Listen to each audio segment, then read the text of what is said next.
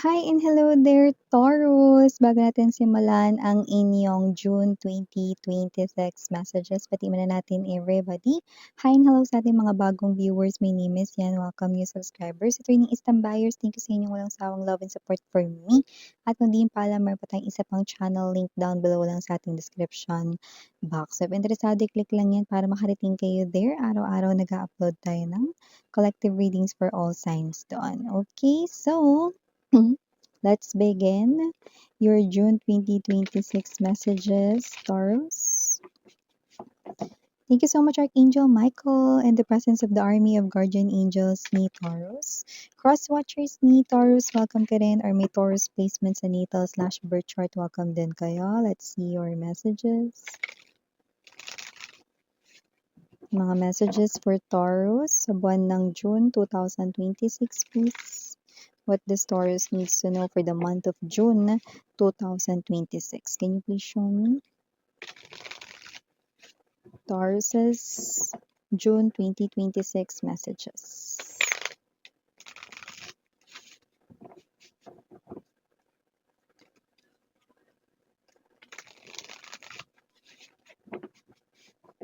Okay, so let's go ahead and check these messages para kay Taurus. So guys, you do have here the energy of Six of Cups, the Eight of Swords, Five of Wands, the Emperor, Queen of Wands, Page of Wands, Knight of Cups, Eight of Wands, and the Two of Swords. Okay, Taurus. So, nakikita ka dito mga babes, no? Meron po ditong energy ng someone here, no, who happens to be your true soulmate with the Six of Cups energy. At itong tao na to ay may magandang buhay, no? Maaring itong person na to, no, ay younger than you sa age. And this person here ay someone rito, no, na nakatakda na ma-meet mo. This person here, I'm seeing 222 sa inyong energy. So, ibig sabihin, you could be seeing a lot of number 2s before you meet this guy or this woman right here. This person is your true match. This person here is your destined partner. Yan o. Sino man tong energy na to, maganda raw yung pamumuhay niya. At itong energy na to, no, ay may energy na siya po ang unang may in love sa'yo. So, you might finally meet this person in June 2026. Taray, konting kembot na lang, mare. Or pare. Tsaka sweet itong tao na to, oh. Parang may energy rito na kahit na pasanin ka niya sa kanyang likod or buhatin ka niya. Ayan, oh. Ang sweet. Okay lang sa kanya. This person here could be someone going to gym, but doesn't have to be. Maybe this person here ay malakas lang yung kanya ritong muscles, you know. Pero iba, yes, nakita ko rito going to gym or, you know, just taking care of themselves. Yan. So aside from that message, I'm also picking up one of your ex na ay nanginginig rito sa takot na mag-message sa'yo, pero magme-message pa rin siya sa'yo. This person here ay hesitating because gusto niya makipagbalikan sa'yo. Pero naaalala niya rito kung paano kanya rito iniwan sa ere or binasura rito. Yun, basura talaga yung ginamit. Yes, kasi this person here, pwedeng yan yung ginamit mong description nung iniwan kanya rito. Okay. So, para lang siya rito nang iwan ng basura. No, ngayon, ang nakikita niyang basura rito ay ang sarili niya. Ngayon, gusto niyang i-message ka para makipagbalikan sa'yo, pero parang wala nang chance yun. Pero magme-message pa rin ito sa'yo.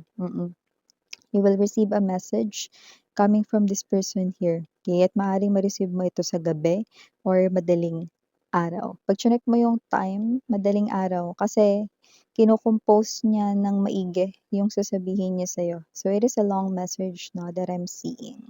Okay, so maliban din dyan, I also see that with the Queen of Wands, you will be mas mag-glow up sa mga darating rito na mga linggo. With the Queen of Wands energy, mas kapansin-pansin ang aura mo. Mas marami ritong magkaka-crush sa'yo at marami ritong magbibigay ng mga papuri or compliments sa'yo. "Uy, bagay yung suot mo sa'yo. Uy, may ginawa ka ba sa hair mo?" Or, "Uy, parang may nagbago ang ganda mo ngayon mare, mas glow up ka ngayon." Or, "Ang gwapo mo ngayon pre, ewan ko ano ba nangyayari."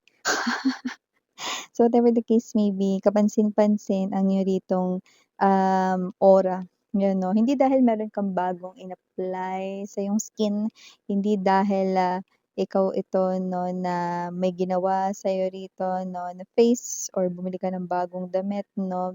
Kasi because ito ay parang energy ng wala kang stress talaga sa life. Yung mga normal lang na mong problem, yun lang. Wala kang talagang as in mabigat na pinapasan, 'yan.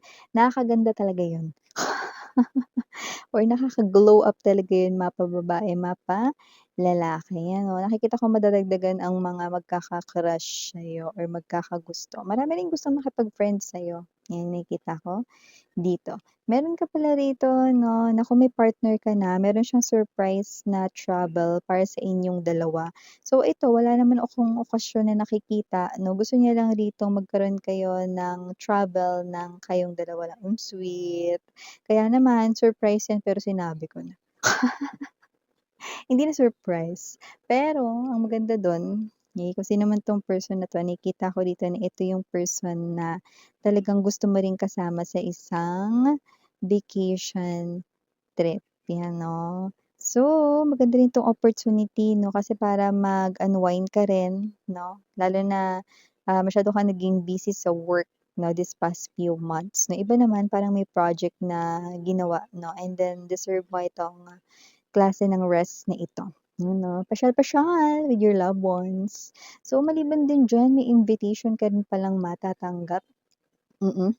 At ito ay permission, permission to court you, ligawan ka. Another new love message yan, oo, hindi ito yung kagaya ng isang new love, maybe another new love message para sa iba naman nating mga Taurians out there. Ibig sabihin may isang person dito 'no, na tatanungin muna kung puwede kang ligawan, you know. So, whatever the case may be, ano, this person here ay alam mo kaakit-akit talaga si Taurus, 'no?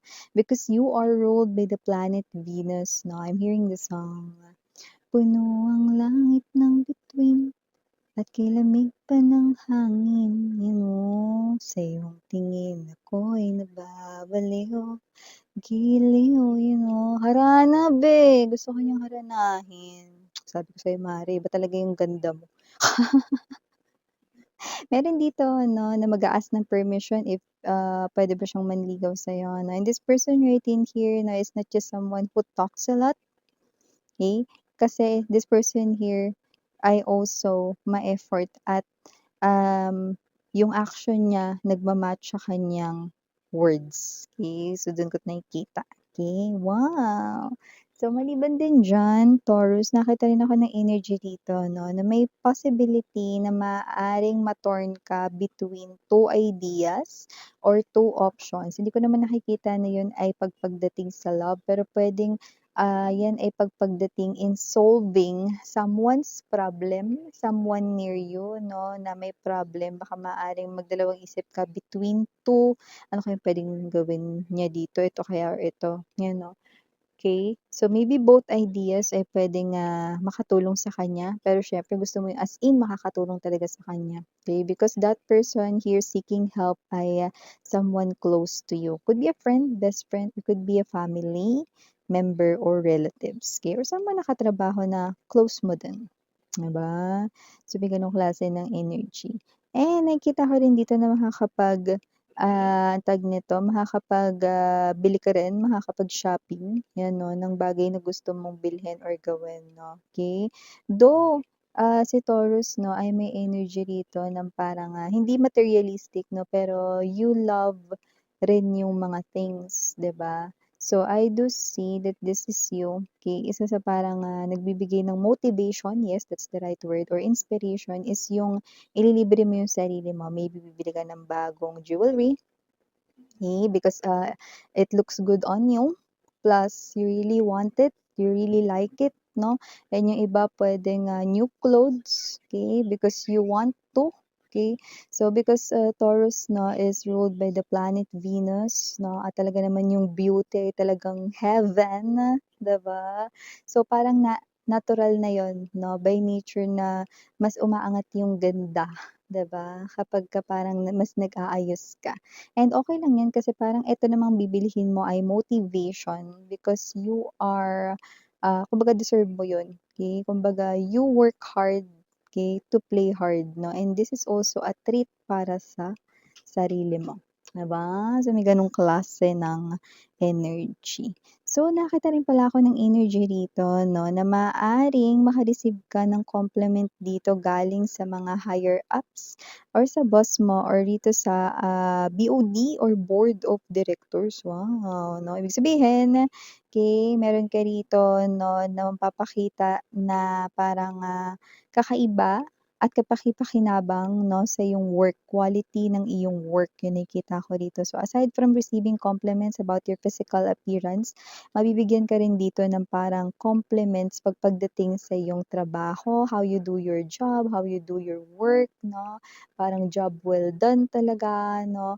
Nakikita ko dito that you will be applauded, okey, because you will be receiving here 'no, na ang galing talaga ni Taurus, tama yung pagpili ko sa'yo, yung mga ganyan. At hindi lang 'yan, hindi lang word 'no, yung mga compliments na ito, you will receive here extra, you will receive here rewards, credit in form of cash, ano, plus certificates din. Ote, 'di ba?